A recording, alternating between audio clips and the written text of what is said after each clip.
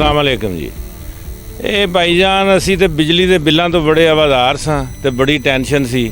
ਕਦੇ ਡੀਜ਼ਲ ਵਾਲੀ ਦਾ ਸੀ ਤੇ ਬਿੱਲ ਕਦੇ ਬਿਜਲੀ ਦੇ ਇੰਨੇ ਆਉਂਦੇ ਸੀ ਤੇ ਵਜ਼ੀਰ ਆਲਾ ਨੇ ਬੜਾ ਅੱਛਾ ਪ੍ਰੋਗਰਾਮ ਦਿੱਤਾ ਤੇ ਹੋਰ ਵੀ ਕੰਪਨੀਆਂ ਸਾਡੇ ਕੋਲ ਆਈਆਂ ਨੇ ਲੇਕਿਨ ਸਾਨੂੰ ਮੁਤਮਿਨ ਕੋਈ ਨਹੀਂ ਕਿਸੇ ਕੀਤਾ।